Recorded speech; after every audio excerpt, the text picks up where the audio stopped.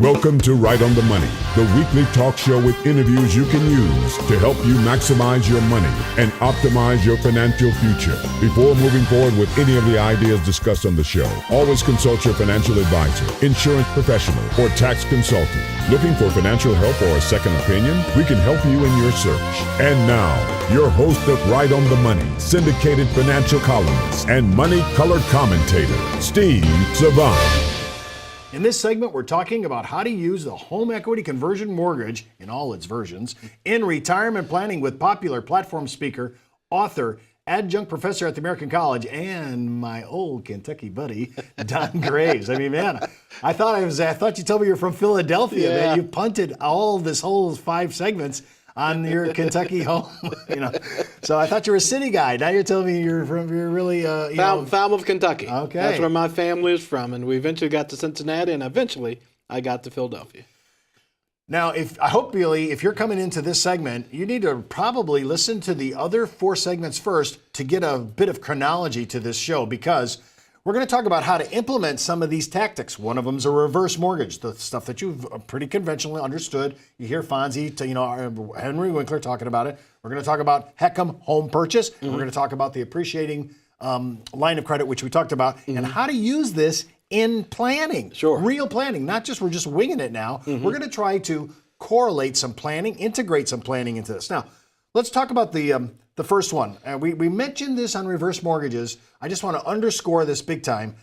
Because it's a loan, it's not a form of income. Because it's not a form of income, it's not taxable. That is because correct. It's not taxable, my reverse mortgage income coming to me is tax-free. That's right. Okay, so I just want to make sure we got that. That is correct. So if I have a person that may be a senior, they're not really well off, they could actually take a reverse mortgage from their home, and they're gaining their Social Security at the same time. Yep. And if they didn't have any other monies, and that's all they had, those 2 streams of income would be free.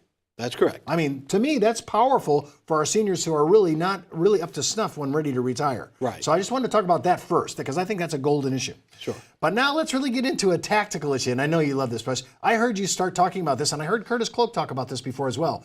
You guys talk about using some of this tactic as a bridging to hold off on your Social Security. We know that if you take it at 62, you're getting a 25% discount on your full retirement Social Security benefit.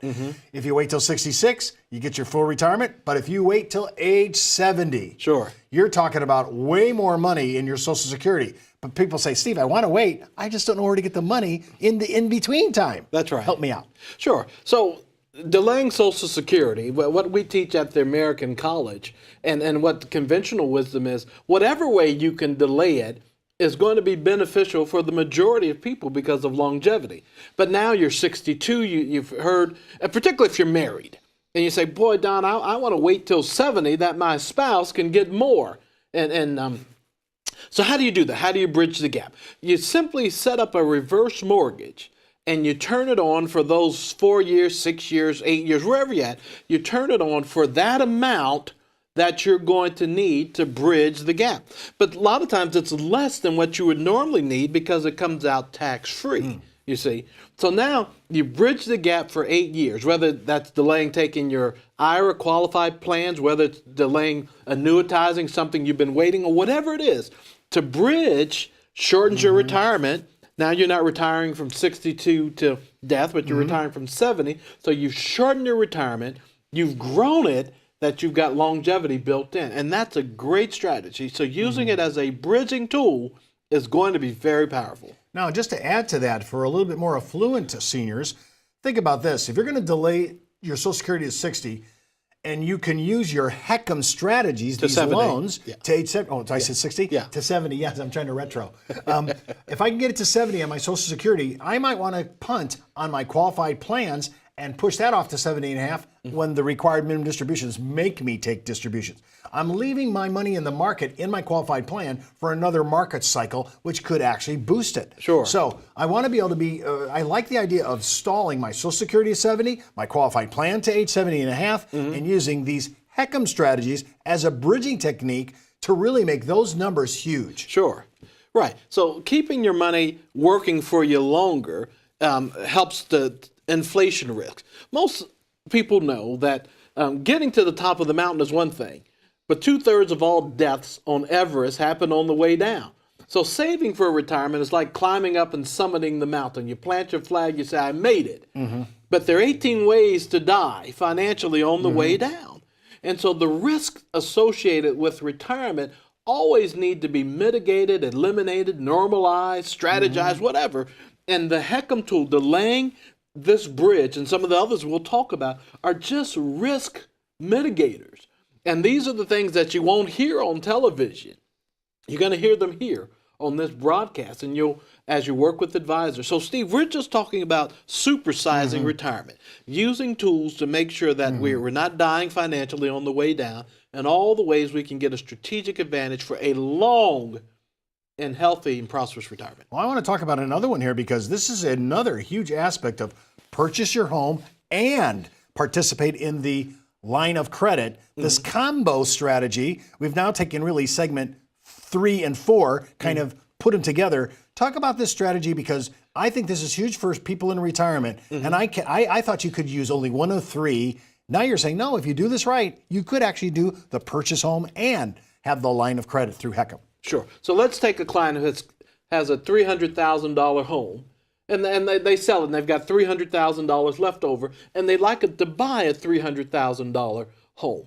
No steps, and I'm from the East Coast, so whatever reason, they could pay cash. They could just take all their proceeds, put it in there. But I asked you, do you really want to lock up all of your proceeds over in that house?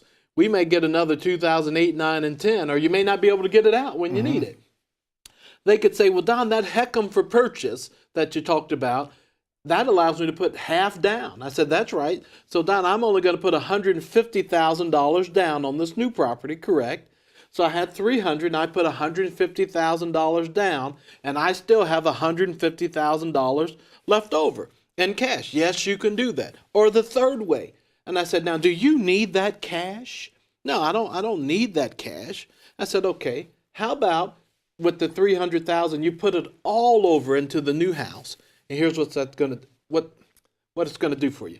You're going to now have a new home, and you're going to have a $150,000 line of credit, reverse mortgage line of credit, not a HELOC, but a RELOC, and in that home. And that's growing today at around 5.5%. So that means what you did with your proceeds, you left $150,000 in there. So now it's $8,000 more at the end of the. You have access to it. You can pull it out and use it. I have no mortgage. I have no mortgage. No mortgage payment. But I now still have a line of credit. That's growing, accessible, reliable, predictable, and there for you for when you need it.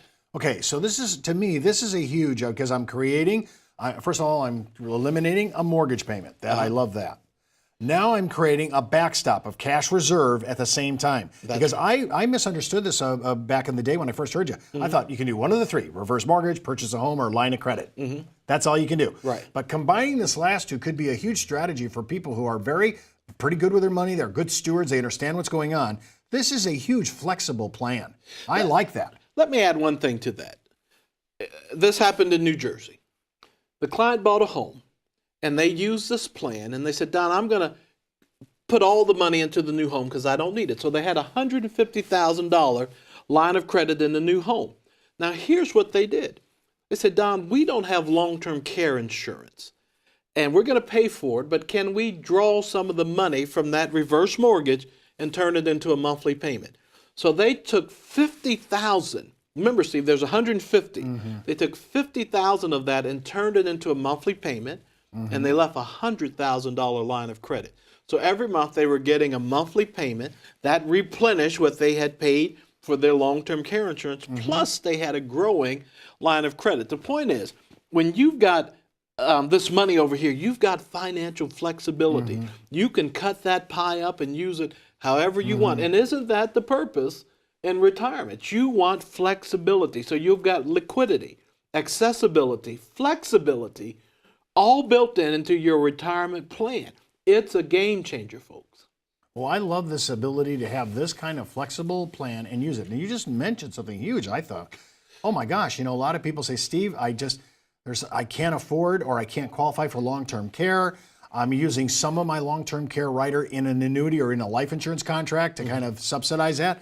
But my ability to go into my HECM line of credit, especially the way you describe it, no mortgage on the first part, on the purchase, and now I have this credit. No mortgage payment. No mortgage payment. I have a ability now to be able to supplement, and everybody wants to stay at home. I don't know if anybody wants to go to a nursing home. I don't. Right. And I want to be able to do assisted living. When I get really old, I want them to come there and just make sure I'm okay and everything else.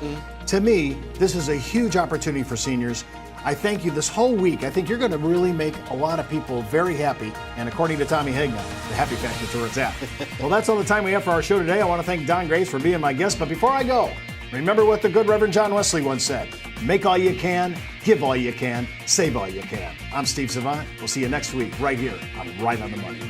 For more information on this week's money topics, just go to our website at www.rightonthemoneyshow.com and follow Steve's daily postings on Facebook, Twitter, and LinkedIn. When it comes to retirement, money management, small business, insurance coverage, college funding, or budgeting, we have the interviews you can use.